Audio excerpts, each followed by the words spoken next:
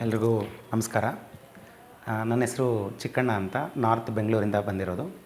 ಇಲ್ಲಿ ನಾನು ಗುರುಗಳ ಹತ್ರ ನಾನು ಆಯುರ್ವೇದಿಕ್ ಚಿಕಿತ್ಸೆ ತೊಗೊಳ್ಳೋಕ್ಕೆ ಒಂದು 4 ತಿಂಗಳು ಮುಂಚೆ ನಾನು ಗುರುಗಳನ್ನ ಭೇಟಿಯಾದೆ.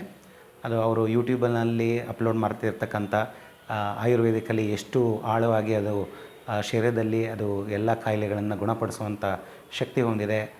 ಎಲ್ಲ ಕಾಯಿಲೆಗಳಿಗೂ ಸುಲಭವಾಗಿ ನಾವು ಚಿಕಿತ್ಸೆಯನ್ನು ತೊಗೋಬೋದು ಅನ್ನೋದೊಂದು ನಾನು ವಿಡಿಯೋ ನೋಡಿ ಮತ್ತು ಇವ್ರ ಹತ್ರ ಬಂದು ಕಿಡ್ನಿ ಸ್ಟೋನು ಮತ್ತು ಗೌಟ್ ಯೂರಿಕ್ ಆ್ಯಸಿಡ್ ಪ್ರಾಬ್ಲಮ್ಗಾಗಿ ನಾನು ಇವ್ರ ಹತ್ರ ಬಂದಿದ್ದೆ.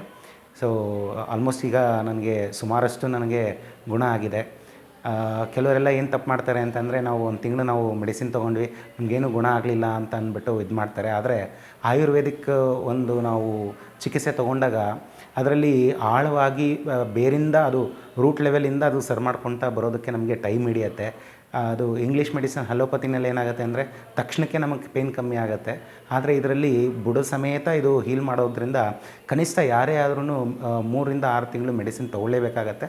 ಅದು ನನಗೀಗ 4ನೇ ತಿಂಗಳು, ಈಗ ಆಲ್ಮೋಸ್ಟ್ ನನಗೆ ತುಂಬಾ ಗುಣ ಆಗಿದೆ ಅಂತ ನಾನು ಹೇಳೋಕ್ಕೆ ಇಷ್ಟಪಡ್ತೀನಿ. ಯಾರು ಆ ಥರ ಪಟ್ಟು ಸುಮ್ಮನೆ 1 ತಿಂಗಳು ಮಾತ್ರ ತೊಗೊಂಡು ನಿಲ್ಲಿಸೋದ್ರಿಂದ ನಿಮಗೆ ಏನೇನೂ ಪ್ರಯೋಜನ ಇರಲ್ಲ.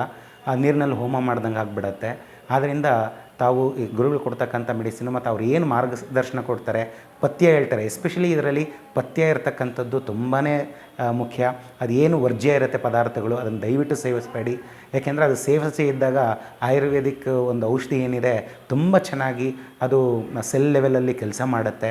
ಆದ್ದರಿಂದ ತಾವುಗಳೆಲ್ಲನೂ ಗುರುಗಳ ಹತ್ರ ಏನೇ ಸಮಸ್ಯೆ ಇದ್ರೂ ಇವ್ರ ಹತ್ರ ಗುಣ ಆಗುತ್ತೆ ಅಂತ ಹೇಳೋದಕ್ಕೆ ಇಷ್ಟಪಡ್ತೇನೆ. ಯಾರು ತಮಗೇನೇನೋ ತೊಂದರೆ ಇದ್ದರೆ ಗುರುಗಳನ್ನ ಇಲ್ಲಿ ಹುಬ್ಬಳ್ಳಿ ಅಥವಾ ಧಾರವಾಡದಲ್ಲಾಗಲಿ ಅಥವಾ ಬೆಂಗಳೂರಲ್ಲಾಗಲಿ ತಾವು ಭೇಟಿ ಮಾಡಿ ಅವ್ರ ಹತ್ರ ಚಿಕಿತ್ಸೆ ತೊಗೊಳ್ಳಿ. ನಿಮಗೆಲ್ಲ ಒಳ್ಳೆಯದಾಗಲಿ. ನಮಸ್ಕಾರ.